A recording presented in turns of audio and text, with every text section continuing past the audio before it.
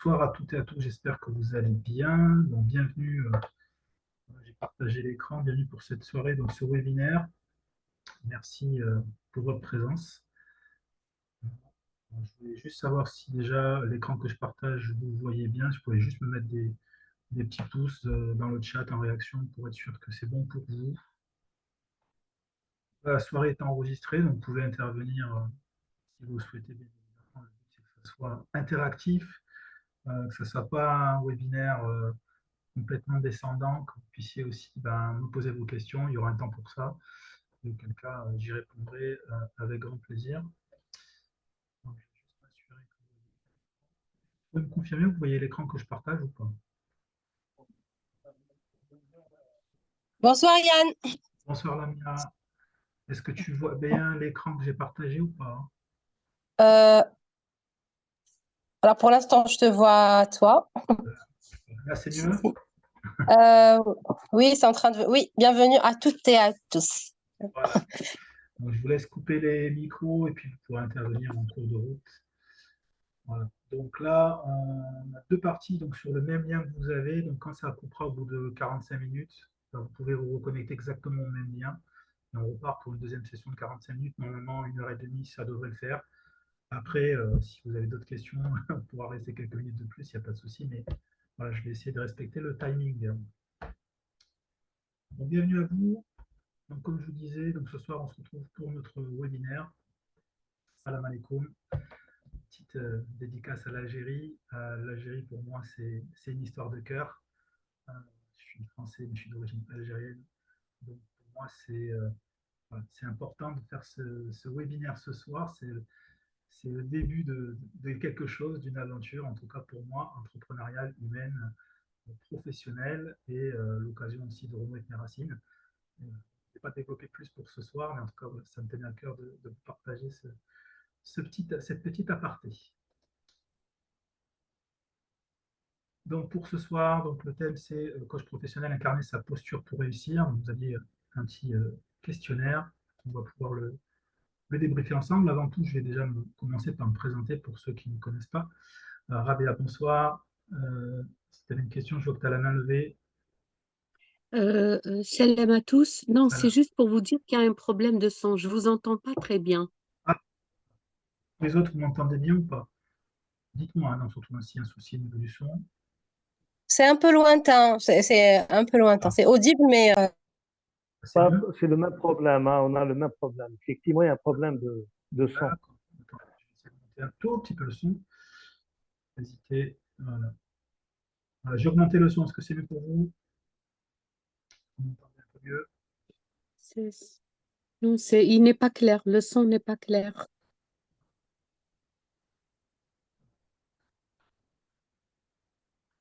Je suis au maximum du son. J'espère que je n'aurai pas de problème de connexion ce soir. Est-ce que le son là? Je vais essayer de parler un petit peu plus fort auquel cas. Vous m'entendez là? C'est bon? Oui, Peut-être plus qu'il ou faut un moins. petit peu. Oui? Si vous arrivez à entendre, on va y arriver. Plus ou moins. Plus ou moins. Oui. Donc déjà, je me présente pour ceux qui ne me connaissent pas. Donc moi, je suis qui? Je suis Yann Bellatré. Aujourd'hui, je suis coach professionnel. Je suis également consultant à 360 degrés, et formateur en stratégie de développement commercial. Donc ma mission, c'est servir les humains en les faisant grandir et en les transformant en profondeur. Et mon terrain de jeu, c'est le monde, la France, l'Algérie et tout le reste. Aujourd'hui, mes principaux outils en tant que coach, donc c'est essentiellement la programmation neurolinguistique, donc la PNL, le clean language, le néagramme, l'ikigai, et puis d'autres outils comme le selfie coach, le jeu des émotions, des jeux de rôle, le photolangage, etc. Ce sont mes principaux outils. Voilà.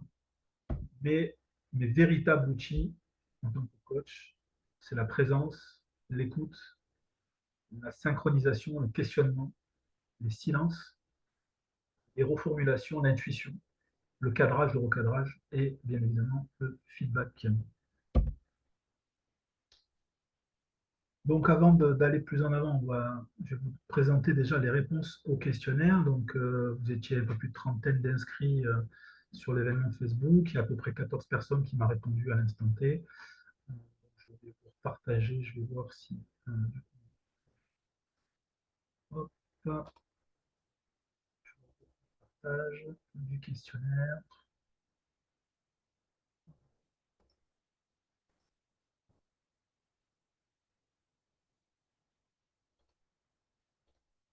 Est-ce que là, vous le voyez? Est-ce que vous voyez bien le questionnaire? Oui, Oui, très bien. oui. Donc, pour la première question, donc, êtes-vous coach professionnel? Donc, on a oui à 71% et 21% en cours de formation pour le devenir et une petite partie infime qui n'est pas encore coach professionnel. Depuis combien de temps? Donc, en majeure partie, à plus de 57%, on est entre 3 et 5 ans. À 21% moins d'un an, donc des jeunes coachs. Et il reste également des personnes qui sont là entre 5 et 10 ans. Et voilà, très peu, entre 1 et 3 ans. Qui sont vos clients? Donc ça, c'était une question importante. Donc les clients, les étudiants, managers, les amis, donc l'entourage, des entreprises, des collaborateurs, des particuliers ou des entreprises, des personnes qui ont besoin de faire un changement dans leur vie, quel que soit l'âge et la condition, des étudiants, des jeunes, des clients internes à l'entreprise, donc managers de l'entreprise, femmes leaders, personnes en transition personnelle, professionnelle, et essentiellement des managers, des médecins, des cadres d'entreprise. Une clientèle relativement variée. Votre positionnement, vos spécialités, donc on trouve plutôt des coachs business, des coachs managers, il y en a qui ont plusieurs, qui n'ont pas listé, donc ils ont plusieurs spécialités, on ne sait pas lesquelles. Coach de vie et coach en entreprise, accompagnement général, coach de carrière, coach de vie, leadership féminin, coaching du changement, développement RH, communication, prise de parole en public. J'avais posé une deuxième question pour distinguer aussi, est-ce que vous êtes un coach de vie? Parce que vous pouvez très bien faire l'un et l'autre, ou pas du tout le côté pro, mais plutôt le côté perso. Donc en coach de vie, on a 57% de personnes qui font aussi du coaching de vie, on a 28% qui ne le font pas du tout, et on a 7% des personnes qui sont en formation pour devenir coach de vie. Depuis combien de temps? Donc là, c'est un petit peu plus hétéroclite. Il y a un peu plus de 35% qui sont coach de vie depuis 3 à 5 ans, 28% depuis moins d'un an, 21% de 1 à 3 ans, et certaines, donc 5 à 10 ans, 14%. À la question, avez-vous des accréditations? Après, je reviendrai plutôt dans le détail tout à l'heure, si vous ne savez pas ce que c'est. Donc, on a un bel équilibre, moitié-moitié. Donc, moitié non, et moitié autre. Donc, autre, ça ne me dit pas quelles sont les accréditations. J'ai mis quelques exemples à CCPCC pour ceux qui connaissent l'ICF. J'expliquerai après. Qui sont vos clients? Donc là, c'est une question assez large. Plutôt les amis, pour les coachs de vie, hein. Des personnes qui ne se sentent pas à leur place, des femmes de plus de 40 essentiellement et de jeunes diplômés, donc là c'est plutôt précis, des étudiants et des jeunes, des couples, des parents, des célibataires, et on retrouve les managers, médecins, cadres d'entreprise. Donc votre positionnement, spécialité, donc là on n'est pas trop détaillé, on a coach de vie et communication, prise de parole en public. Et sociologie, ça c'est plutôt précis. Est-ce que vous êtes indépendant en tant que coach? Donc là, on a 71% qui le sont déjà. On a 14% qui ne le sont pas et 14% qui sont en cours. Et la question, est-ce que vous exercez un autre métier que celui de coach? Donc là, on a 92,9% de oui et 7% de non. Il y a 7% de personnes qui ne font que du coaching, mais majoritairement, on est à plus de 90% oui.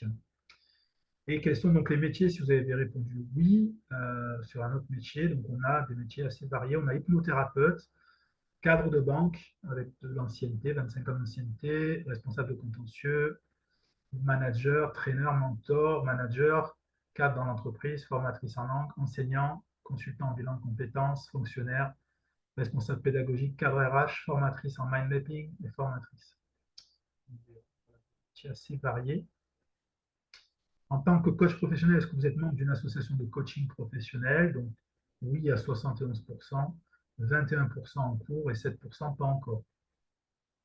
Donc après, j'ai demandé des précisions sur les associations professionnelles dans lesquelles vous êtes membre. Plus de 57%, donc l'association AC Pro, donc, qui organise avec le réseau Coach Algérie donc, le webinaire. Et pour les autres, on a 28% d'ICF, International Coaching Federation, et 14% autres. Je vais citer la SF Coach et la EMCC, en France en tout cas. Et il y en a d'autres après, hein, mais c'est les principales. Voilà, pour voir un petit peu vos principales difficultés pour exercer votre métier aujourd'hui de coach. On parlait de difficultés. Donc là, on a le coaching systémique. On a milité pour le respect du métier, introduire l'esprit du coaching au grand large public. Les difficultés, oui, mais on n'a pas les réponses. La maîtrise des émotions. Quelqu'un n'a pas encore terminé sa formation. Gestion des attentes clients, donc avec des attentes irréalistes pour les résultats du coaching. Donc, comment gérer ses attentes, maintenir la relation de confiance avec un défi constant avec ces clients-là. Le démarrage de l'activité de coach aussi. Et se lancer en tant que coach indépendant, c'est-à-dire prospecter des clients, se positionner, gagner en autorité. Donc, c'est une vraie problématique, surtout quand on démarre et quand on se lance. Pour ceux qui sont déjà lancés, avoir plus de clients. Et pour le reste, donner de la crédibilité au métier du coaching et attirer plus de clients. Des thématiques intéressantes. D'autres problématiques professionnelles que vous souhaitez aborder sur le webinaire, donc là, pas en ce moment, plutôt le respect de l'éthique, on va en parler. La posture du coach, on va en parler. Pour être efficace et efficient, on va en parler. La maîtrise du questionnement et l'écoute active, ça fait partie des qualités intrinsèques du coach, donc on va en parler évidemment. Des exercices pratiques, donc ça c'est plutôt le manque de pratique, donc effectivement, c'est comme le vélo, il faut pratiquer. Le plafond de verre, l'empathie, l'équilibre de vie privée, vie sociale, c'est important aussi. Et tout ce qui concerne, encore une fois, la crédibilité du métier de coach. Pour les autres questions, il n'y a pas d'autres questions. Voilà. Donc, je vais arrêter avec ce partage-ci. Je vais revenir sur mon partage de tout à l'heure. Est-ce que là, par rapport à ça, ça correspond à peu près à ce que vous avez répondu? Est-ce que déjà, là, tous, là, vous êtes 10, est-ce que vous aviez tous répondu au questionnaire ou pas? Ou vous n'avez pas eu le temps? N'hésitez pas à ouvrir les micros. Hein. Il y a des questions, profitez-en. Oui, Latifa. C'est cohérent. Ok, Lamia, merci. Okay.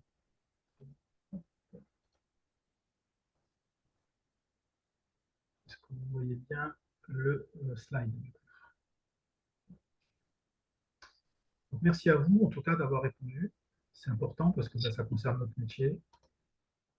J'avais envie de vous partager un autre sondage d'un ami à moi qui s'appelle Hassen, qui est d'origine algérienne, qui participe au rayonnement du métier de coach, du coaching professionnel.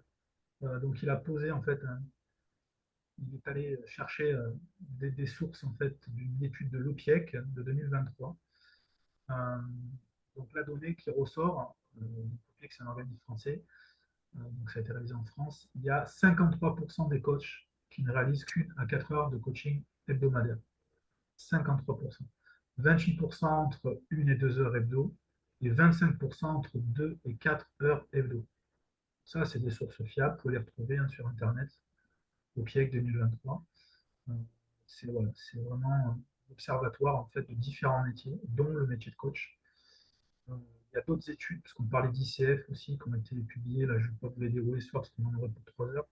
C'est très, très intéressant, très pointu sur les revenus des coachs, sur leur année d'ancienneté, sur les segments de clientèle et sur la répartition à travers le monde, puisque l'ICF est international. Donc, quand vous êtes dans cette association, ben, vous avez des vraies statistiques métiers. Et pour le sondage, voilà, ce qui ressort en fait de son poste, c'est qu'effectivement, on a quelque chose d'assez inégal en termes de répartition, donc avec une impression d'un marché qui est trusté par des cabinets de coaching, des coachs qui se sont regroupés, des cabinets de conseil aussi qui font un peu de coaching, ça peut être des cabinets RH, ça peut être pas mal de choses. Et on a aussi un constat que je partage avec mon ami, c'est qu'au niveau des écoles de formation, ben, on est formé sur le métier de coach, on va dire sur la pratique du coaching, sur les techniques, sur la posture. Au-delà, pour le reste, le côté entrepreneuriat, le côté comment acquérir des clients, comment gérer l'administratif, le côté réglementaire, on l'aborde un petit peu, mais pas trop. Et quand on sort de cette école et qu'on veut entreprendre en tant que coach, un petit peu livré à nous-mêmes. Donc ça, c'est un constat que je partage avec les personnes que j'ai accompagnées également. Également donc un sondage tout simple hein, sur son réseau LinkedIn. C'était comment trouvez-vous vos clients? Donc là, on a 35% pour la propre communication du coach, 33% du bouche à oreille, le fameux bouche à oreille, 18% dans les réseaux professionnels et 14% en prospection. C'est des chiffres intéressants, c'est des chiffres réalistes. Je vais vous les partager. Donc le thème de ce soir, c'est incarner sa posture pour réussir. Alors, on va découper tout ça pour que ça soit fluide pour vous. N'hésitez pas encore une fois dans le chat si vous avez des questions, des remarques ou quoi, je vous lis en même temps. N'hésitez pas.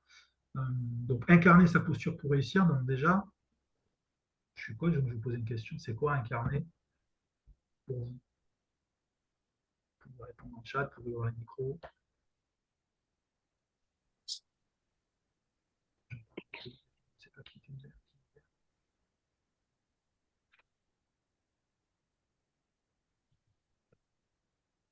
Le son est toujours très faible, vous m'entendez mieux?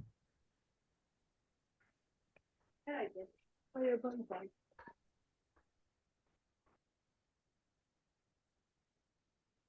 m'entendez bien? Habiter son rôle. Merci Lamia.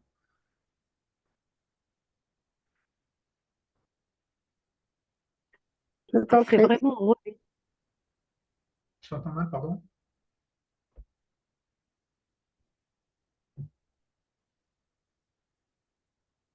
Oui, oui, Rabia, tu peux parler. c'est vraiment revêtir, c'est Ouais. vraiment, voilà, c'est dans le sens de revêtir, c'est dans le sens où, quand on dit incarner, c'est comme si que c'est bon, il vous habite, c'est habiter quelque chose. Si, exactement. Donc, il y a de ça. Si je prends juste la définition hein, du dictionnaire. Donc, incarner, c'est quoi? C'est tout ce qu'on vient de se dire. C'est donner une existence concrète à une valeur abstraite. C'est représenter un personnage comme s'il était réel, au théâtre ou au cinéma. Et si on prend la théologie, c'est plutôt prendre un corps de chair, forme humaine, et en parlant de la divinité. C'est vraiment ça, c'est incarner, c'est tout ça en même temps, en fait. Donc, effectivement. Alors, pour vous incarner, n'ayez pas peur d'être unique, de ne pas emprunter le même chemin que les autres, parce que ben, vous-même, vous êtes unique, vous n'êtes pas comme les autres, et heureusement. Pour vous incarner, soyez vous-même, soyez authentique, soyez unique, différent, différente, et singulier, singulière. C'est ça, en fait. C'est-à-dire que souvent, j'entends oui, mais la concurrence. Oui, mais la concurrence, c'est pas vous, en fait. Vous, il y a de la place pour tout le monde. On est 7 milliards d'êtres humains sur la Terre.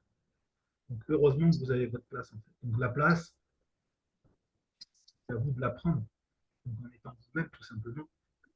Arrêtez de vous comparer aux uns aux autres. Vous êtes unique, vous avez une valeur ajoutée, apportée au monde, à vos clients. Donc, c'est juste ça, en fait. Plus vous êtes juste avec vous-même et authentique, plus vous allez pouvoir délivrer quelque chose de singulier, en fait. Si vous faites comme tout le monde, vous faites du coaching, ça ne parle pas, en fait. Ce qui m'intéresse, c'est qu'est-ce que fait Rabea, qu'est-ce que fait Lamia, etc., etc. Chacun a une couleur de coaching. Pour vous incarner, hein, soyez vous-même, tous les autres sont déjà pris. Vous connaissez, je pense, déjà ce que nous disait Oscar Wilde.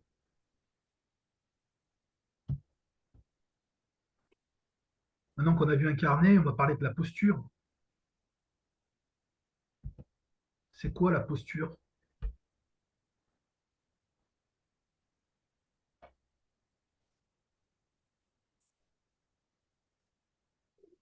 Messieurs, mesdames, les coachs, c'est quoi la posture? Et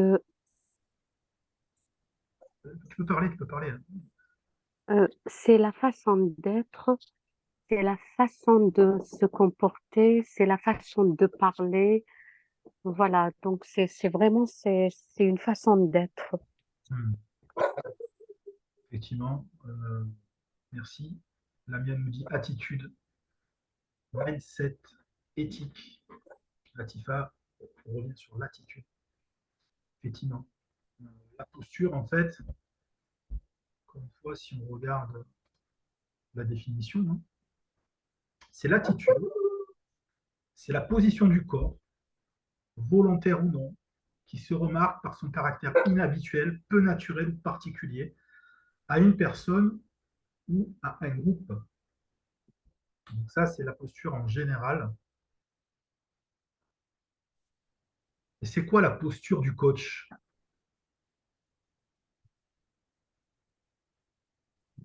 Moi, par exemple, dans la posture du coach, comment je la je la définirais, d'après toujours moi, c'est vraiment c'est l'incarnation des 8 compétences du coach. Hmm. C'est l'incarnation des 8 compétences. C'est comme ça que je définirais la posture d'un coach. Je ne vais pas les dérouler ce soir, les 8 compétences, mais pour ceux qui ne connaissent pas, est-ce que tu peux les dérouler, si tu les as en tête ou si vous êtes plusieurs, on va peut-être pouvoir se compléter. Ça en fait partie, effectivement. On va en retrouver quelques-unes. Je vais vous dérouler en tout cas la posture du coach, c'est quoi? Premièrement, on nous a toujours expliqué en école, c'est la posture basse. Ah oui, le coach, il accompagne. Il accompagne. Il ne guide pas. C'est la Oui, différence avec un guide de haute montagne. C'est un expert. Il va vous emmener sur un chemin de randonnée qu'il connaît parfaitement. Il va vous donner des conseils sur votre matériel de randonnée, voire même il va vous prêter du matériel et il va vous amener des points A au point B et il va vous guider. Ça, c'est un guide. Un coach, il ne sait pas en fait. Il ne va pas vous conseiller un matériel, il va explorer avec vous, il va vous questionner et il va vous accompagner du point A au point B. Mais avec votre équipement, vos ressources. Voilà. Donc, le coach nous dit guide. C'est important parce que des fois on joue sur les mots et j'en vois combien tous les jours des posts. Le coach, il ne sait pas. C'est le coaché qui sait. exact. Et le coach n'est pas un expert. Dans son métier d'avant, il était expert. Il était peut-être manager, j'en ai eu qui ont répondu. Il était peut-être responsable de ressources humaines, il était peut-être comme moi commercial ou autre, expert comptable, expert en banque, en finance, tout ce que vous voulez. Ok, mais là, il est coach. Le coach, il n'est pas là pour donner son expertise. Vraiment, c'est pas un expert, c'est un coach. Une petite particularité pour les managers qui sont formés au coaching, qui sont managers et coach, manager, coach. Quand ils sont sur leur rôle de manager, ils sont managers. Quand ils sont sur leur rôle de coach, il faut qu'ils soient coach. C'est pas pareil. Parce que le coach, lui, encore une fois, c'est pas un conseiller, il n'est pas là pour induire. Un manager, lui, il va induire parce que il a la direction qui lui donne des directives, donc il faut qu'il induise un maximum, que ça aille dans le même sens. Le coach, il va aller là où son coaché choisit d'aller. Il ne va pas lui dire qu'il faut absolument que tu passes par là. Le coach, c'est pas un thérapeute. Il est centré sur le présent et il est orienté solution vers le futur. Entre l'état d'aujourd'hui désiré de son client, ce qu'il souhaite atteindre, ce qu'il souhaite devenir, ce qu'il souhaite changer, aujourd'hui et demain, voilà, là où il veut aller, on va se tourner plutôt vers la solution. On ne va pas ressasser le passé. Ça, c'est le boulot du thérapeute. Je le dis parce qu'il y a beaucoup de coachs qui sont formés sur des techniques où on peut faire de la thérapie brève, je pense à la PNL notamment, je pense à d'autres techniques comme l'hypnothérapie, je pense à la méditation, plein de choses en fait. Dans quel cas, on peut se former à d'autres techniques. À ce moment-là, on va accompagner le client en thérapie brève, on va l'accompagner en coaching, s'il a un problème de cet ordre-là. Et si on est formé pour être thérapeute, parce qu'il faut être formé pour être thérapeute. Il ne faut pas oublier qu'on ne joue pas avec l'humain, hein. C'est quand même, on n'est pas apprenti sorcier. Donc là où on va, il faut être sûr qu'on puisse aller au mieux pour aider la personne. Si ce n'est pas notre domaine de compétence, ce n'est pas grave. On va orienter, ça n'empêche pas de l'accueillir, ça n'empêche pas de la recevoir. Et à un moment donné, en fonction de ce qu'on décèle, de son niveau d'émotion, son niveau de comment est la personne, si on voit que ce n'est pas notre champ de compétence, ça fait partie du travail du coach, de sa déontologie, de l'orienter vers le professionnel compétent. Voilà. On peut travailler en pluridisciplinaire avec des thérapeutes, avec des psychologues, et des spécialistes du burn-out, parce que ça aussi, je vois beaucoup de choses sur les réseaux. Attention. Donc voilà un petit peu tout ce que c'est. Et dernier petit point quand même, je préfère le relever aujourd'hui, c'est que le coach n'est pas un sauveur. Et ça, on peut être tenté à un moment donné, on a des techniques, on a des choses qu'on sait faire, on peut être vite tenté de tomber dans ce piège-là. Et des fois, le plus souvent, en fait, le plus simplement, l'exemple le plus concret, c'est en fait quand on pose une question, en fait, au départ, on a par intuition, par expérience, on a presque tout de suite la réponse parce qu'on a scanné un petit peu la personne et on est capable. Mais en fait, il ne faut surtout pas. En fait. Même si la personne a l'air un petit peu, des fois, un peu déroutée, c'est justement c'est fait pour ça, le questionnement. C'est fait à un moment donné pour créer un petit peu l'électrochoc. Et c'est normal que la personne, des fois, elle soit un petit peu déstabilisée. Et c'est fait dans la bienveillance, c'est OK. Euh, si vous faites une question pour chambouler tout ce qui se passe là-haut, pour provoquer une réaction, il ne faut pas tout de suite sauver la personne, il faut la laisser justement dans cet état-là pour qu'elle trouve la solution et qu'il y ait quelque chose qui émerge. Donc, vous n'allez pas la sauver tout de suite. Donc ça, c'est le premier exemple là, mais j'en ai d'autres. Dans quel cas, il y a des personnes qui viennent voir que quand ils ont des problèmes.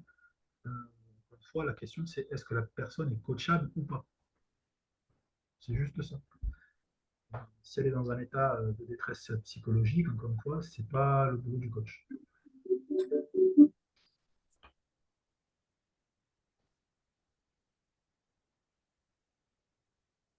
Donc attention, je pense que vous connaissez peut-être tous et toutes le triangle de Chapman, hein, je ne vais pas le développer ici.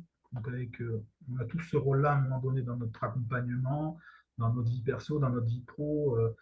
Voilà, il y a une dispute dans une équipe, voilà, on a envie de sauver le collègue qui se fait rabrouer par son supérieur hiérarchique, alors hop, on va jouer le sauveteur. Puis à un moment donné, on s'est pris une brimade parce qu'on n'a pas eu les résultats pareil de son manager ou de son chef d'équipe qui nous engueule parce qu'on est encore au boulot alors qu'on aurait dû finir il y a une demi-heure. Là, on devient victime, on se plaint à ses collègues. Et puis à un moment donné, on a un petit jeune qui arrive dans l'entreprise, on est chargé de le superviser, de l'intégrer, de le tutorer. Puis à un moment donné, on va faire descendre la pression vers cette personne-là et on va un petit peu le persécuter. Je le dis avec sourire, mais ça arrive tellement souvent, tellement facilement, et on est tombé dans ce triangle-là. Donc, quand vous êtes dans le domaine de l'accompagnement et de l'aide encore plus, ayez toujours ça en tête à un moment donné quand vous voyez ce schéma-là qui arrive aussi bien dans votre relation avec la personne ou vous-même, vous êtes tenté d'eux, hop, petite prise de recul et on sort de ce triangle. Il y a des techniques, bien sûr, pour en sortir. C'est quoi d'autre pour vous la posture du coach?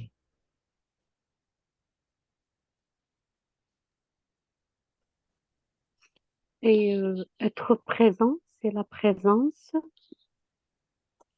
c'est l'écoute active. En fait, quand vous dites la position basse, moi, dans la position basse, je comprendrais que je suis présente, j'ai cette écoute active pour l'autre. Voilà. Et puis là, on déroule les compétences du coach. Exactement. Bon, je pense qu'on en a déjà déroulé quelques-unes, effectivement. On a Oui, symbolisé, reflété, personnifié, nous dit Zinedine. Merci Zinedine. On a Lamia qui nous dit un peu ça aussi, l'écoute active, la compréhension, le questionnement, la bienveillance orientée solution, le savoir-être et le savoir-faire, Latifa, effectivement. Il y a tout ça en même temps, oui, effectivement. Donc c'est je suis derrière sans faire exprès, hop, donc je reviens, pardon. qu'on vient de se dire, en fait, le savoir-être, le savoir-faire. Ben, en fait, la posture du coach, c'est justement ce qui est entre les deux. C'est l'articulation entre coach, être coach, je suis coach, et je fais du coaching. C'est vraiment, c'est assez subtil, c'est vraiment ce curseur-là entre les deux. C'est cette articulation. C'est sur base, c'est être le miroir pour son client. On lui tend le miroir et il va se refléter dedans, et en se reflétant, il va prendre conscience de certaines choses, de certaines parties de lui, de certaines zones d'ombre, de certains schémas répétitifs, et c'est en étant le miroir pour son client qu'il va pouvoir accéder à cet espace-là. Bien souvent, on ne se voit pas, on ne s'observe pas, on ne s'entend pas, et encore moins dans le comment on fait, en fait. Donc c'est quand le coach est en face de soi avec le miroir, que là on s'aperçoit des choses, de dire effectivement, là, tiens, ça se reproduit de cette manière-là. La posture basse, c'est aussi, ben voilà, c'est pas imposer son propre cadre de référence, sa propre expérience, c'est bien sûr respecter le cadre de référence de la personne, son coaché. Et en même temps, c'est quand on a compris un petit peu son cadre de référence, quand on a compris son univers, son monde, c'est son mode de pensée aussi derrière, sous-jacent, c'est comment arriver par le questionnement, des questions un petit peu déconcertantes parfois, à contre-pied d'autres fois, un petit peu étonnantes, certaines qui pourraient paraître même hors sujet, il n'y a pas de problème en fait. Il faut oser, des fois on n'a pas la question parfaite, c'est pas grave en fait, il faut tenter. Parce que du coup, cette question-là, elle va faire un petit peu, ce que je disais tout à l'heure, un petit, comme les enfants quand ils font des pyramides de jouets, là, et puis qu'ils cassent tout, en fait, c'est chamboule tout, en fait. Et là, du coup, ben, la personne, ah ben, je n'ai pas pensé à ça, en fait. Donc là, elle va sortir de son cadre de référence pour aller chercher une autre manière d'observer cette problématique-là, et peut-être d'en sortir. C'est aussi respecter l'écologie et le rythme du client. Bien souvent, je vois, encore une fois, des choses où on dit à la personne, voilà, je suis coach, j'ai un accompagnement, ben vous faites étape 1, étape 2, étape 3. En fait, c'est un programme de musculation, en fait. Et ben, en fait, si vous regardez n'importe quelle personne qui va faire un coaching sportif, même si elle a un programme, il est adapté à la personne. On ne va pas dire à une personne qui n'a jamais fait de course à pied, tu vas faire un jogging d'1h30. On ne va pas faire quelqu'un qui n'a jamais fait de foot, tu vas courir un match de 90 minutes. Donc il faut bien adapter en fonction de la personne, en fonction de son rythme, son écologie et de ce qu'elle est capable de faire. Il faut bien, voilà. Donc c'est vraiment du sur-mesure. Donc les recettes toutes faites, attention, parce que chacun est différent. On a aussi des personnes en face de nous qui, des fois, aussi ont majoritairement des problèmes d'estime de soi, de confiance en soi. S'ils viennent nous voir, c'est qu'il y a un vrai sujet. Et s'ils viennent nous voir, c'est qu'aussi, par ailleurs, ils n'ont pas eu l'écoute qu'ils auraient dû avoir dans leur entourage, dans leur environnement professionnel. Et donc, ils viennent nous voir aussi pour avoir une forme de réconfort. Et donc, il faut être encourageant avec ses clients, il faut être positif. Il faut savoir leur dire les choses aussi, avec bienveillance, encore une fois. Il ne s'agit pas du monde des bisounours et d'être tout le temps tout va bien, c'est formidable, etc. Si c'est pas formidable, hein. Si la personne va droit dans le mur, on a le droit de lui dire gentiment, mais très clairement, ce que tu pourrais faire autrement, ça serait peut-être, qu'est-ce que tu en penses, peut-être moins comment dirais-je, moins difficile pour toi, ou tu pourrais faire ça différemment pour que ça soit mieux pour toi, en fait. Voilà. Et tu le ferais comment? Comme ça, voilà, encore une fois, on n'induit pas. On fait juste comprendre que là, la personne, si elle continue comme ça ne va pas le faire. Mais ça, il faut savoir le dire. Mais voilà, il faut savoir être à la fois encourageant, positif, bienveillant, mais savoir bien sûr dire les choses. C'est, comme on l'a dit tout à l'heure, questionner en étant orienté solution.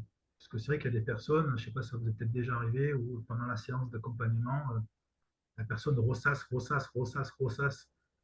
sa situation, son passé, ses problèmes, et au bout d'une heure, on a l'impression qu'on a beau lui poser des questions, que ça tourne en rond, parce qu'elle est enfermée dans ce problème. Il faut vraiment l'orienter vers la solution et pas l'enfermer dans son propre problème. Et rester centré sur les résultats, donc ça c'est important aussi de dire voilà, par rapport à l'objectif, par rapport à ce pourquoi tu es venu me voir, par rapport à ce qu'on s'est donné comme action réalisée, voilà, tu as fait des progrès, donc quand on est positif, on encourage, Voilà, entre nos deux séances, quels sont les résultats que tu as obtenus, quels sont tes blocages. Donc vraiment rester focus sur le résultat. Le coaching, c'est pas du tourisme, c'est un processus. Donc il faut vraiment être vigilant aussi par rapport aux résultats. Il y a des résultats qui vont pouvoir arriver très rapidement, d'autres un peu plus lentement, comme ça en fonction du rythme et de l'écologie de la personne. Donc, il reste un petit peu moins d'une minute. Encore une fois, si ça coupe, vous vous reconnectez s'il vous plaît au même lien et on partira sur la deuxième partie. Je pense que j'ai fini cette partie-là. Et c'est aussi challenger son client. Donc ça, c'est important aussi. Entre ce qu'il nous a dit, ce qu'il s'est engagé à faire et ce qu'il a réalisé. Donc vraiment le challenger d'une séance à l'autre quand on est sur un accompagnement, ça permet encore une fois voilà, de faire avancer, tout en respectant encore une fois son écologie, etc. Donc, je pense à ne pas tarder à couper. Donc je vous propose donc de déconnecter et de vous reconnecter. Ok.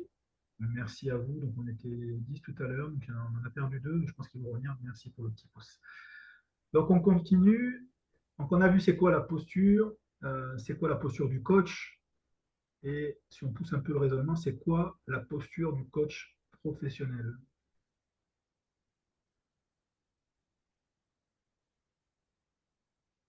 Vous pouvez ouvrir les micros. Hein. Vous pouvez écrire dans le chat comme vous souhaitez. Il n'y a pas de bonne ou de mauvaise réponse. Moi, je dirais qu'un coach professionnel, c'est un coach qui pratique selon le standard international, selon les normes dictées par les organismes qui sont très importants et qui sont, si vous voulez, très connus en matière du coaching. Oui, ça en fait partie, effectivement. Tout à fait. Il faut savoir que la profession de coach, elle n'est pas réglementée. Donc, qu'est-ce qui fait Oui, que le coach devient professionnel? Ben, c'est ça, on a parlé de la posture, donc c'est la posture. Euh, c'est plein de choses. Donc, effectivement, les associations de coaching professionnel contribuent à professionnaliser le métier, à rendre la pratique de plus en plus professionnelle. Donc ça, c'est important parce que comme c'est une profession qui n'est pas réglementée, ben, tout le monde peut se former et faire un petit peu ce qu'il veut, quoi.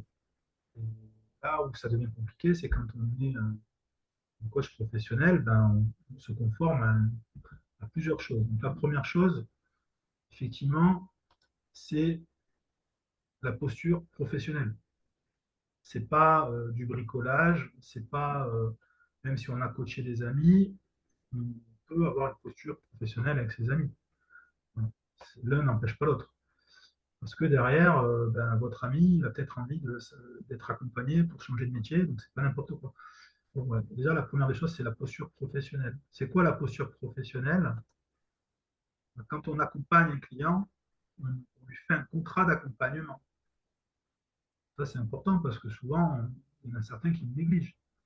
Ce n'est pas du systématique. Et pourtant, même si on peut faire un accompagnement d'une séance, bon, à la rigueur, une séance, ce n'était pas nécessaire, mais si ça fait plusieurs séances, c'est un accompagnement. Donc, auquel cas, on fait un contrat.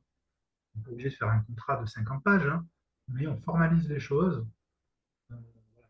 Tout ce qu'il y a besoin de savoir, c'est quel est l'objectif, à quel rythme on se rencontre, combien dure la séance, est-ce que c'est en présentiel ou en distanciel, et voilà, le cadre, je le fais très simplement. Il y a plus de points, bien sûr. Hyper synthétique. On a parlé tout à l'heure effectivement d'éthique. Quand on est dans un coaching professionnel avec une posture professionnelle, on répond quand même au code de la consommation. Donc si c'est en Algérie, c'est différent d'en France. Donc il faut se référer à ce qu'on a le droit de faire, à ce qu'on n'a surtout pas le droit de faire, et comment on le fait. En France, quand on fait un contrat, s'il est fait à distance, il y a 14 jours de délai de rétractation, par exemple. Donc là, ça veut dire qu'on peut signer un contrat aujourd'hui, un accompagnement qui démarre dans 14 jours, donc début août. Donc entre aujourd'hui et début août, le client, s'il veut, il peut faire un courrier et dire je me rétracte, parce qu'il aura estimé que dans la relation, soit il a changé d'avis, soit on ne lui a pas vendu correctement. Et donc ça fait partie du code de la consommation. Ça doit être écrit dans le contrat aussi. C'est un droit de consommateur. Il y a l'éthique métier, donc effectivement l'éthique métier, voilà, on la connaît. C'est moi qui résonne ou si c'est le micro qui est allumé?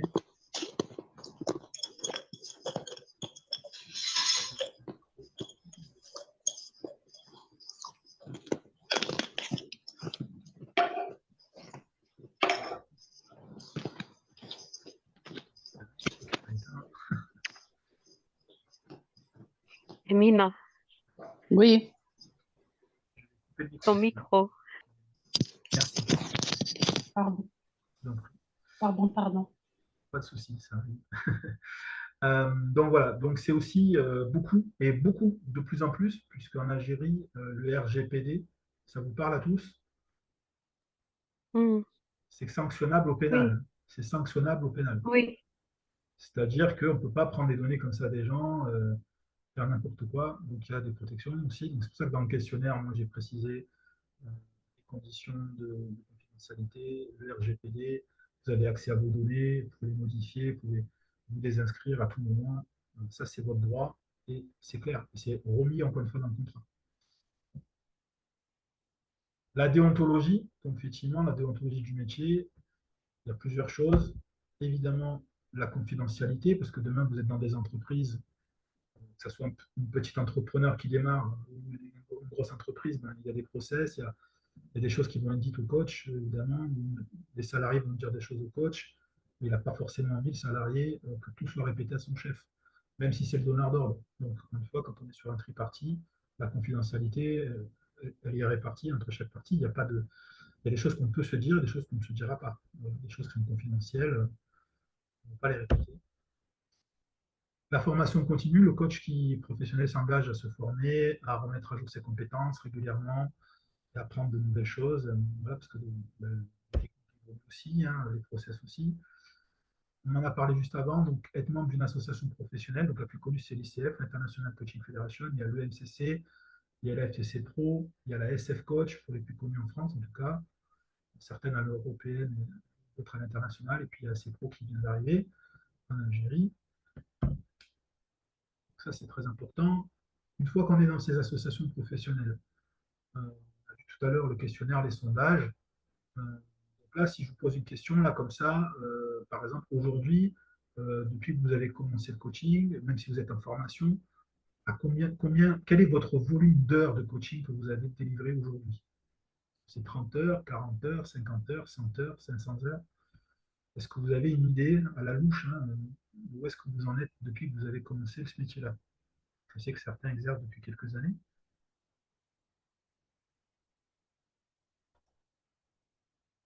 Donc, Amira, certifié en activité, très bien. Si vous avez des chiffres à nous communiquer.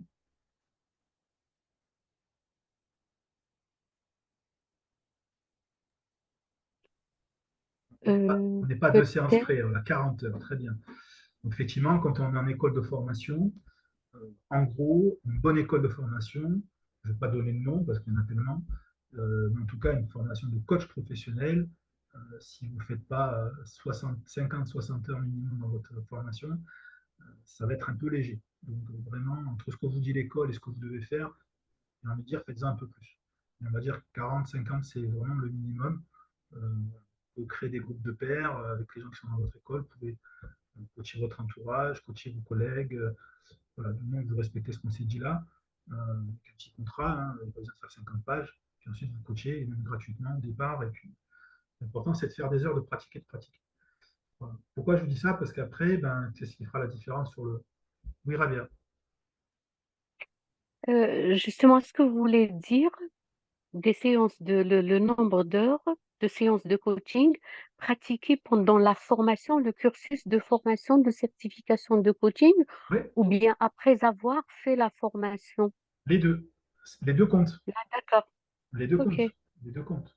Parce que, évidemment, on peut dire, je vais faire une heure de coaching pour essayer une technique, mais quand vous faites votre technique, vous êtes quand même en train de coacher la personne. Donc, ça rentre dans vos heures. Ça rentre dans les heures d'apprentissage, mais c'est une heure de coaching ok, délivrée.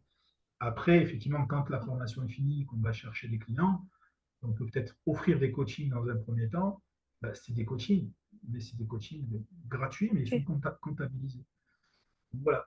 Pourquoi je vous dis ça? Parce que On l'ignore, mais ça va vite. Si on a fait déjà 40-50 heures du temps de la formation, quand on sort de la formation, ça fait peut-être un an, on a peut-être vite fait de refaire encore 30, 40, 50 heures.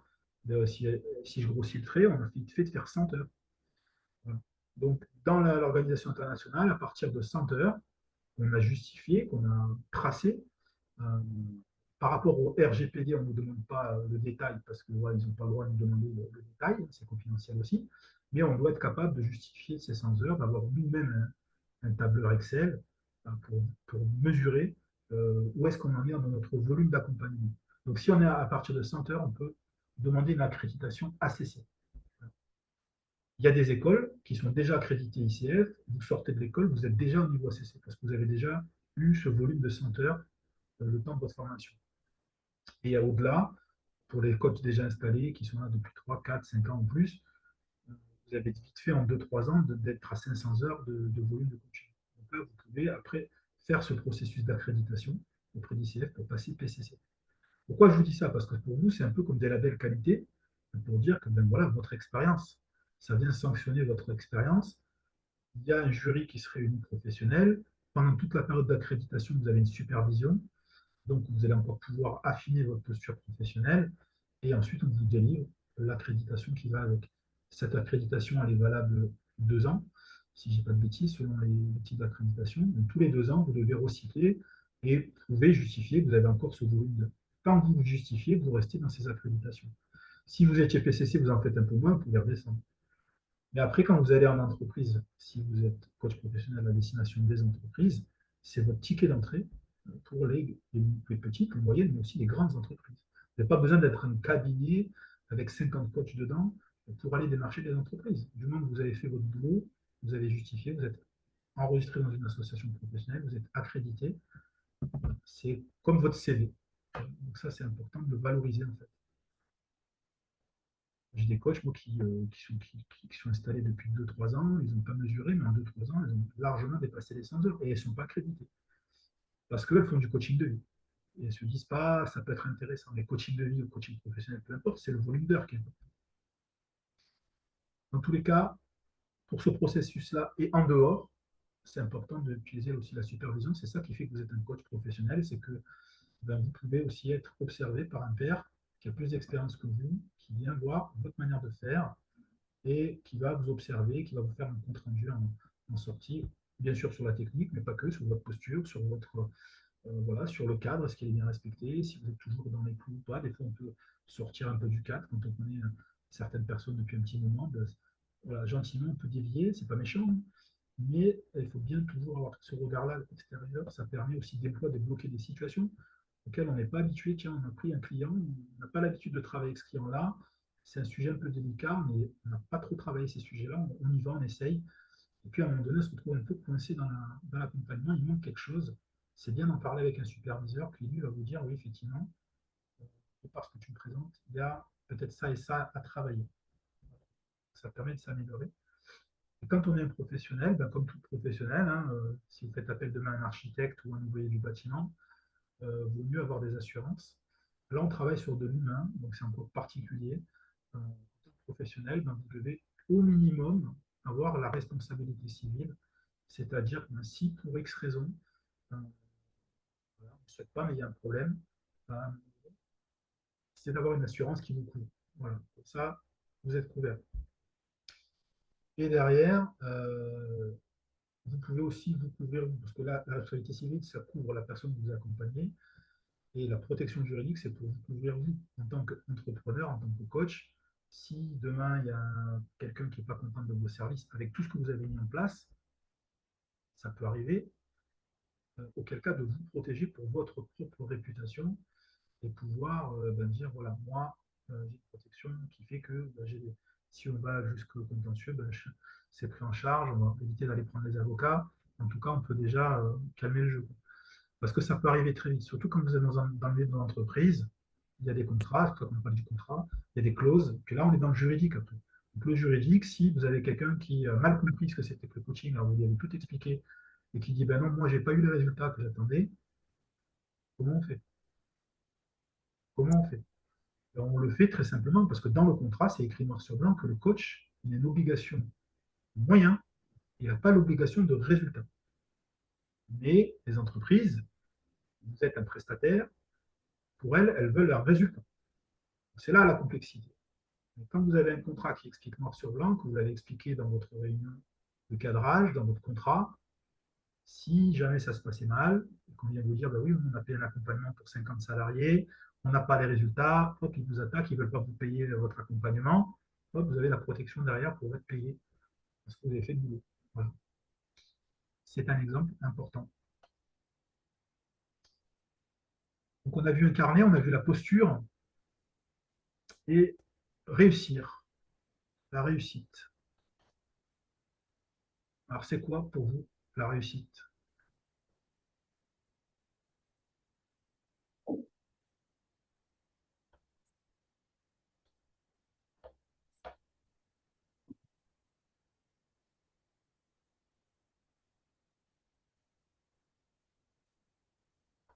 Amira, toi qui as le micro allumé.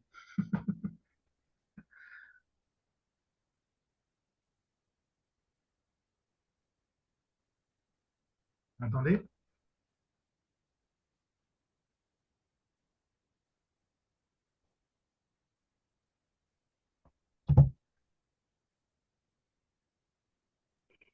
Allô, allô? Bon, Oui, pour moi, oui.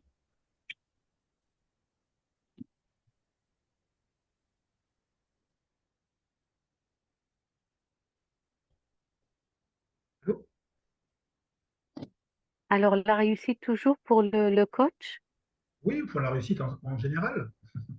Bon, moi, en général, si vous me dites réussite, c'est comme l'échec. Pour moi, c'est des expériences. Réussir ou échouer, pour moi, c'est une expérience. Pas d'attachement Donc, particulier. j'apprends. Pardon? Pas d'attachement particulier pour la réussite, alors. Non, pour moi, c'est une expérience. D'accord, Donc, j'apprends. d'accord. J'apprends aussi bien quand je réussis et j'apprends aussi quand j'échoue. Si. Amira, donc pour elle, la réussite, c'est revenus, clients et satisfaction personnelle. Donc, effectivement, ça peut être la réussite vis-à-vis de ses clients, vis-à-vis de ses finances, des revenus, ou satisfaction personnelle. Hein, ça peut être très personnel, la réussite, c'est assez objectif aussi. C'est atteindre l'objectif attendu, c'est être reconnu par ses pairs, trouver ses niches, mener ses clients vers l'autonomie. Voilà, bien. Donc c'est un petit peu tout ça. C'est un petit peu tout ça. Ça dépend de chacun et de chacune. Quelques petites citations inspirantes pour voilà, vous faire réfléchir. La réussite, c'est un état d'esprit. On en a parlé au tout début. Donc si tu veux réussir, commence par te considérer comme une réussite. Alors pourquoi je vous ai mis cette citation-là? Euh, Parce que des personnes que j'ai accompagnées, beaucoup, allez, 70% peut-être, qui étaient en sortie de formation, se considèrent même après 1 an, 2 ans, même 3 ans après leur formation comme des bébés coachs. Donc clairement, si on veut réussir et qu'on se met déjà dans la tête qu'on est un petit et qu'on est un bébé, euh, ça va être compliqué. Donc c'est déjà un état d'esprit. Donc la réussite, c'est beaucoup de choses, mais d'abord un état d'esprit. Parce que si vous regardez que vous ayez accompagné pour 40 heures, pour 50 heures, pour 100 heures, peu importe, même une personne, est-ce que vous n'avez pas déjà contribué chaque jour à la réussite de quelqu'un? Vous voyez, on parlait des réussites sur vos clients, des changements que vous avez opérés chez eux, des déblocages que vous avez faits, des prises de conscience, même une prise de conscience. C'est déjà une réussite. Donc, voilà, la réussite, elle revêt plusieurs formes. Il n'y a pas que les revenus, il n'y a pas que les finances. Il y a aussi ce que vous apportez comme transformation, comme réussite chez les autres. Donc ça se mesure, ça se valorise. La réussite, ce n'est pas combien d'argent vous gagnez, c'est l'impact que vous avez sur la vie des gens. C'est pas moi qui le dis, c'est la femme de Obama, donc Michelle Obama. Donc c'est ça, effectivement. Surtout quand on démarre, en fait. Quand on démarre, on ne gagne pas des millions d'euros. Hein. Ou alors, il faut qu'on ait de la chance. Si la chance a quelque chose à voir. En tout cas, la première des réussites, c'est déjà, vous avez réussi votre formation. C'est déjà pas mal. Ensuite, c'est pendant ma formation, j'ai accompagné 10, 15, 20, 30, 40 personnes. C'est déjà une réussite. Après, c'est vous avez proposé du coaching gratuit. Vous avez déjà réussi à accompagner des personnes en gratuit. Après, c'est j'ai réussi à avoir des coachings payants. Après, c'est j'ai réussi à décrocher un contrat peut-être avec une entreprise ou avec un groupe. Voilà, c'est tout ça la réussite. Et après, il y a l'argent. Mais au début, il y a tout ça. Ne négligez pas, ne vous dites pas je suis un bébé coach. Non, vous avez déjà ça à valoriser comme réussite. C'est important dans votre discours, dans votre état d'esprit, dans votre mindset, dans votre manière de présenter votre métier au monde. Donc maintenant que je vous ai dit tout ça, on a vu beaucoup de choses. Euh, Finalement, coach professionnel, comment incarner sa posture pour réussir concrètement? Est-ce que vous avez des idées? Est-ce que vous avez des pistes? Qu'est-ce que vous avez mis en place déjà? Si j'étais, voilà, si vous avez il y a encore une personne qui est en formation dans le groupe, là, mais voilà, vous avez quelqu'un qui vient vous voir et qui vous dit, voilà, moi je veux faire coach, comment tu fais, toi, qu'est-ce que tu mets en place pour réussir ton métier? Vous diriez quoi?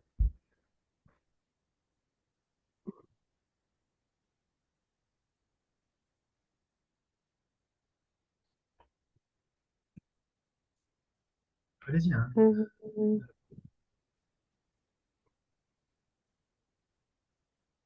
mm, On reste toujours dans la réussite du coach professionnel. Je Oui. n'ai pas très très bien saisi parce qu'il y a des mots que je n'ai pas entendus.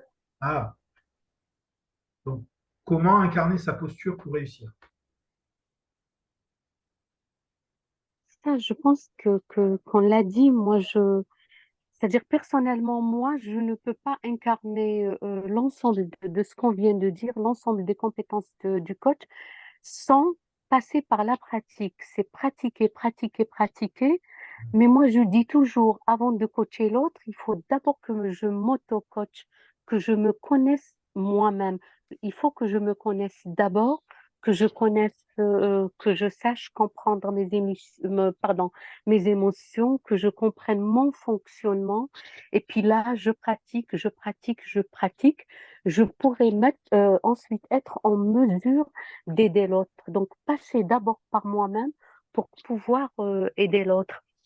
Alors maintenant, pour la question que tu as posée tout à l'heure concernant la réussite, justement, c'est pour ça que je vous avais posé la question, est-ce que vous parlez de réussite coach? Pour moi, je pourrais dire que j'ai réussi à faire du coaching si j'arrive, même si mon client n'arrive pas au résultat escompté dès le départ, mais le fait qu'il ait ce déclic et qu'il change sa façon de voir les choses, moi, je dirais que j'ai réussi. J'ai fait quelque chose. Mhm. À partir du moment Merci. où, merci à vous. À partir du moment où il y a une progression, il y a un changement, il y a une prise de conscience, c'est déjà une Exact. réussite. C'est déjà une Bien réussite. sûr. Parce qu'après, Exact. encore une fois, le chemin lui appartient, hein. Donc, il y a des coachés qui vont aller vite, très vite, ça peut se faire en une séance. Et il y a des coachés qui vont, au bout de 3, 4 séances, qui n'auront pas beaucoup progressé parce qu'ils n'ont pas le même rythme et c'est pas évident. Donc, ça dépend des personnes. Moi, je sais qu'il y a des coachs, j'ai discuté d'ailleurs avec une coach quelques semaines, qui a un tempérament assez engagé, avec un rythme assez soutenu. Et elle s'est fait violence parce qu'elle a accompagné une personne qui, à son idéal, elle n'avait pas réussi à l'accompagner parce qu'elle a l'impression que la personne n'avançait pas assez vite. Voilà. C'est une perception. Alors peut-être que la personne n'avance pas assez vite, mais peut-être ça fait 10 ans qu'elle est dans cette situation et que quelqu'un en 3, 4 séances, elle a déjà bien progressé par rapport à ce qu'elle a progressé les 10 dernières années où elle était en statu quo. Donc, encore une fois, voilà, la réussite, chacun y mettra ce qu'il voudra. Là, c'est comment incarner sa posture. Donc, c'est un petit peu tout ce qu'on a vu. Je vais avancer aussi. Donc, la question un peu, c'est qu'est-ce que vous avez déjà fait, vous, aujourd'hui, qui fonctionne, en fait, pour aller vers cette réussite? Qu'est-ce que vous avez mis en place? Voilà, donc, on en a parlé, justement, je parlais d'auto-coaching. C'est un peu aussi faire son propre auto-bilan. Qu'est-ce que j'ai Exact. fait? Qui j'ai accompagné? Qui j'ai prospecté? Qui j'ai démarché? Qui j'ai rencontré? Est-ce que j'ai eu des résultats? Un peu, bon, beaucoup, pas du tout. Pourquoi?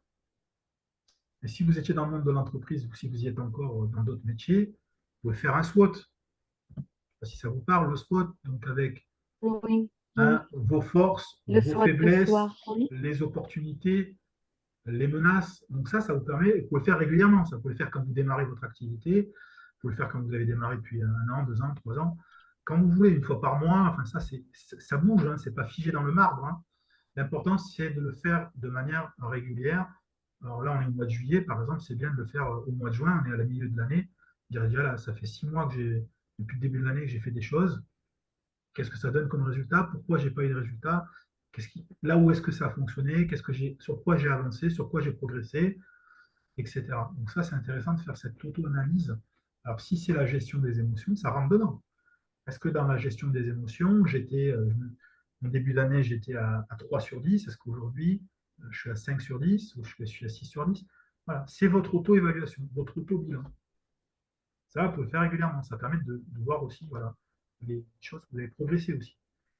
Et quand vous avez décortiqué ça, vous allez un peu plus dans le détail, dans l'analyse. C'est important de prendre un temps un peu plus long, des fois. Voilà, en fin de mois, en général, en fin de mois, on fait les analyses pour voir un peu voilà, les résultats.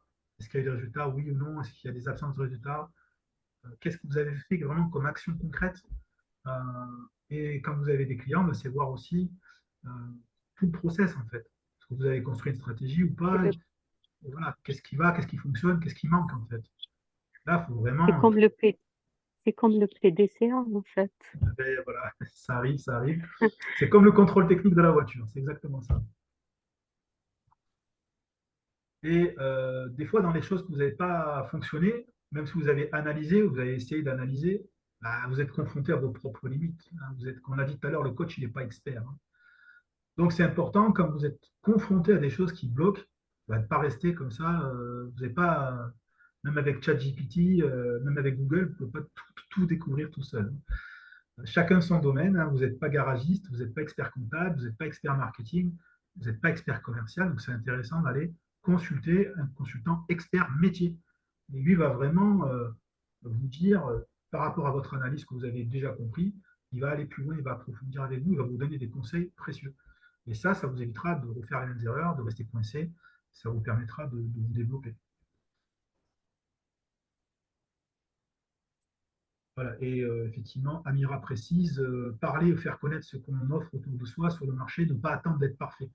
Heureusement, parce que voilà, encore une fois, si vous attendez d'être parfait, vous allez attendre longtemps. Quoi.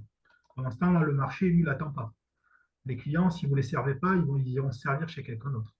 Donc le PDCA, oui, bien sûr, c'est complètement transposable à tous les niveaux, dans l'entreprise, dans votre entreprise, dans le coaching.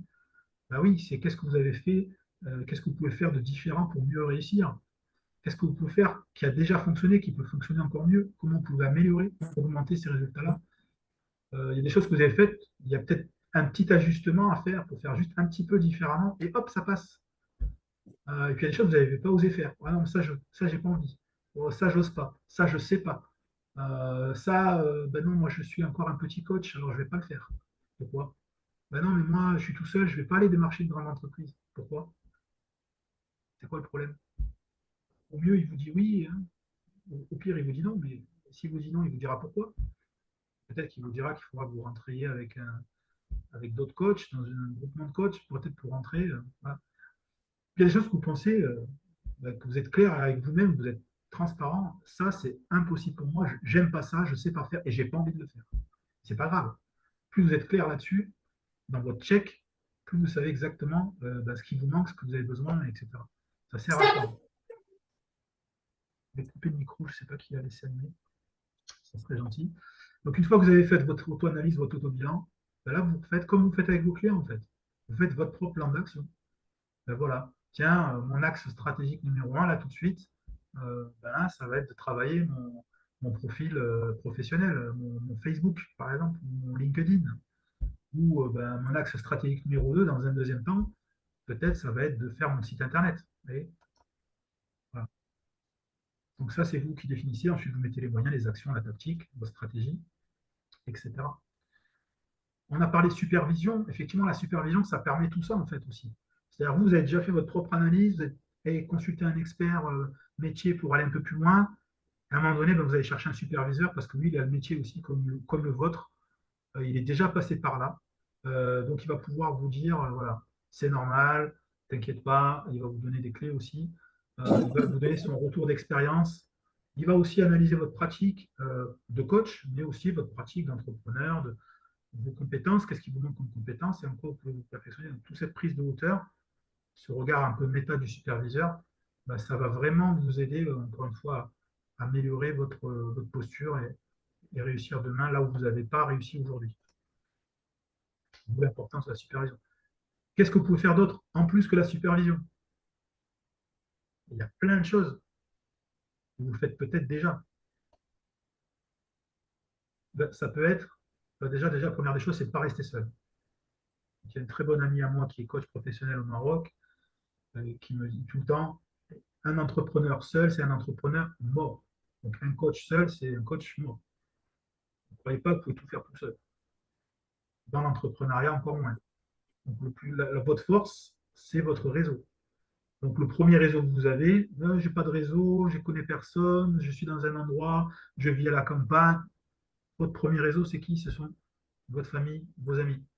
Vous avez tous des amis, vous êtes toute la famille. Pas, même si vous êtes au nord de la Kabylie, en pleine montagne, vous avez forcément un village, il y a forcément des gens autour de vous. Donc ça, c'est votre réseau le plus proche. Après, bien sûr, vous allez avoir des gens avec qui vous allez travailler. Vous êtes peut-être en Kabylie aujourd'hui, avant vous étiez peut-être en ville, c'était dans des entreprises petites, moyennes ou grosses, vous avez forcément un réseau professionnel. Et dans ce réseau, vous avez des collègues de travail, vous avez des amis qui ont travaillé dans ces entreprises-là, etc. Donc ça, c'est votre deuxième cercle. Euh, Au-delà de ça, ben, vous allez peut-être avoir des voisins, vous allez peut-être avoir, si vous êtes dans des entreprises un peu plus importantes, même dans votre business, peut-être des associés, vous allez peut-être faire partie de certaines communautés, des communautés religieuses, des communautés associatives, sportives, culturelles, et j'en passe. Et au-delà, ben, vous avez plein d'autres mondes que vous côtoyez peut-être même de temps en temps, quand vous amenez vos enfants à l'école, les parents, les parents d'élèves, peu importe. Voilà. Là, vous avez fait vos études. Il y a plein, il y a plein. Donc, ça, là-dessus, soyez tranquille, vous avez de quoi développer facilement. Mais comment faire? Comment faire pour réseauter si vous n'avez pas comment faire? Ben déjà, la première des choses, encore une fois, je vous l'ai dit tout à l'heure, vous étiez unique, donc vous êtes votre propre ressource. Donc il y a des choses que vous savez faire que moi, je ne sais pas faire. Il y a des choses que je sais faire que vous ne savez pas faire. Et inversement. Donc, soyez une ressource pour les gens que vous allez côtoyer. Quelqu'un qui vous a identifié en tant que coach, ben, vous allez déjà pouvoir l'aider peut-être. Ça, c'est la première des choses. Vous n'êtes pas que coach, vous êtes plein d'autres choses aussi. Quand vous êtes en réseautage, ben, avant de demander est-ce que tu ne veux pas me payer du coaching, c'est donner des choses, donner du coaching. Euh, Encore une fois, donner peut-être des séances gratuitement au départ et ensuite, ça peut être collaborer, quelqu'un, ça peut être du troc. Hein, bah, toi, tu sais faire ça, tu fais des cours de maths, moi, je peux te faire du coaching, hein, on s'arrange comme ça.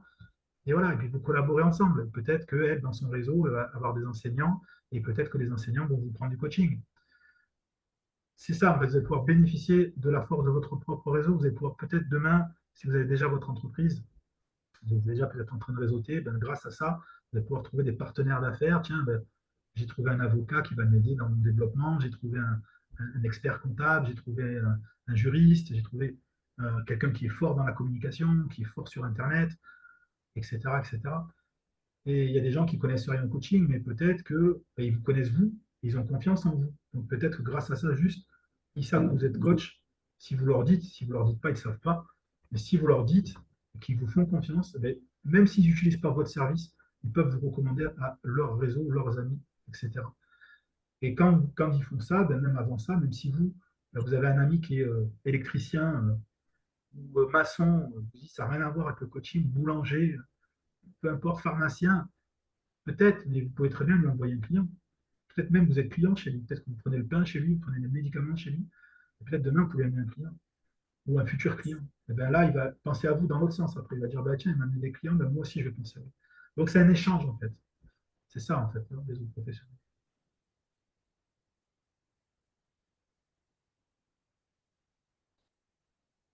Voilà. Comment et où? Ben là, je vous donne un exemple. Donc là, moi, c'est un repas que j'ai fait avec 14 entrepreneurs. Donc voilà, un repas avec des entrepreneurs. Euh, Si vous êtes dans une association sportive, ça peut être un repas avec le club de foot. ça a l'air de rien, on est dans le sport, mais bah, vous rencontrez les gens. Quand vous rencontrez les gens, bah, vous leur parlez de votre métier, vous parlez de plein de choses, et puis à un moment donné, qu'est-ce que tu fais toi dans la vie? Moi, je suis coach professionnel. Ah, c'est-à-dire, qu'est-ce que tu fais? T'accompagnes qui? Là, on discute. On ne lui demande pas est-ce que tu veux devenir, est-ce que tu veux prendre du coaching. On discute, on ne fait que de la relation. En fait. Mais au bout d'un moment, cette relation fait qu'elle a confiance, et quand il y a la confiance, un jour ou l'autre, il pense à vous, un jour ou l'autre, il vous appelle parce qu'il vous a identifié et il vous fait confiance. Ça peut être autre chose, ça peut être des salons professionnels. On parlait de l'ICF, j'ai participé par exemple au congrès international à Lille, on était 1600 coachs de tous les quatre coins du monde, donc c'est quand même un événement extraordinaire. Ce n'est pas tous les 4 matins qu'on a ce genre de salon, mais en Algérie, il y a énormément de salons professionnels, des startups, etc. Donc il y a plein de choses à faire. Ça peut être une porte ouverte d'entreprise. Si voilà, vous êtes un peu éloigné de la vie, vous n'avez pas trop le temps de faire des salons, des choses comme ça, ben, vous avez Internet. La preuve, vous êtes là avec moi ce soir. Donc, vous pouvez faire des soirées networking. C'est la même chose, mais en vision, en fait, avec d'autres entrepreneurs, d'autres coachs, etc. Ça peut être les anciens élèves de votre école. Ça peut être déjeuner avec un ancien collègue parce qu'il est toujours dans l'entreprise, vous êtes sorti, mais peut-être que grâce à lui, vous allez pouvoir proposer du coaching aux dirigeants ou aux managers. Voilà, donc ça peut être votre réseau personnel, vos voisins, on a dit, les associations sportives, etc., etc. Il reste un peu moins de 3 minutes, donc je vais essayer de terminer gentiment. Pourquoi je vous dis ça? Parce que tout simplement, on est tous des êtres humains et l'homme, la femme, est un animal social. Ça veut dire quoi? Ça veut dire qu'on est obligé d'avoir du lien pour exister, sinon à un moment donné, on n'est pas. Donc, merci pour votre attention. Il reste un petit peu moins de 3 minutes. Avant de vous répondre à vos questions, j'ai 3 cadeaux pour vous remercier d'être venu ce soir. Le premier, si vous le souhaitez, je vous offre un bilan gratuit, sans engagement professionnel ou personnel de 30 minutes. Vous m'envoyez un petit message, vous m'avez déjà sur Facebook, et on cale un rendez-vous ensemble, on fait un point, où est-ce que vous en êtes, ou dans votre métier de coach, ou au niveau personnel. Si on va plus loin ensemble, vous avez un besoin d'accompagnement sur un coaching individuel, vous vous inscrivez à ma newsletter, je vous offre 20% de remise. Et je vous invite aussi à découvrir mes formations Ennéagramme, parce que tout à l'heure, on a parlé de, avant de continuer à accompagner ou d'accompagner différemment ou plus, j'ai besoin de me connaître moi, j'ai besoin de gérer mes émotions, etc. etc. Des personnes pour qui aller vers ses clients ou aller vers un réseau, c'est compliqué. Dans tous ces raisons-là, aussi des personnes qui sont travaillées déjà en équipe, qui ont connu des équipes, des conflits en entreprise, ben, quand elles vont sortir de là, de l'entreprise, elles n'ont pas spécialement envie d'y retourner. Donc la gestion des équipes, la gestion des émotions, la gestion, on va dire, de son propre développement aussi, son relation aux autres, avec le néagramme, si vous connaissez. Euh, si vous ne connaissez pas, ben, je vous expliquerai un petit peu ce que c'est. J'ai 2 formations, débutant et avancé. J'ai un tarif spécial pour le lancement, avec une offre regroupée si vous prenez les 2 formations. Donc ça, on en parlera ensemble. À venir, donc là, j'ai un groupe privé Facebook aussi, donc il est 100% privé, 100% confidentiel. Il est fermé aujourd'hui, je vous invite. Voilà, vous prenez le temps jusqu'à la fin du mois si vous voulez venir voir. C'est gratuit, c'est 100% privé, 100% confidentiel. On fait des soirées comme on fait là, avec des thèmes, pas que pour les coachs, il y a aussi des entrepreneurs. Et j'ai aussi des clients, j'ai aussi des membres de ma famille dedans. Donc voilà. Et après, ça sera que sur invitation, recommandation et candidature. À venir, très prochainement, création lancement de mon business club au niveau international. Je vous en dirai plus si vous souhaitez. Quand on se parlera, et pour me suivre, ben voilà, tous mes réseaux, une partie du moins Facebook, LinkedIn et Instagram. Voilà, merci pour votre attention. On arrive à la fin, ça risque de couper. Si vous souhaitez que ça coupe, on peut se reprendre 5-10 minutes. Si vous avez des questions, j'y répondrai avec grand plaisir. Voilà. Merci à vous. Merci Merci beaucoup. Yann. Merci, c'était très intéressant. Voilà. Merci à vous aussi, Yann. Si vous avez des Merci questions, je vous beaucoup. propose de vous reconnecter, même 5-10 minutes, et je ne vous garderai pas plus longtemps. Si je vois qu'il n'y a personne qui se reconnecte, je vous libère. Voilà. Merci, merci Yann. Merci à vous, avec grand plaisir.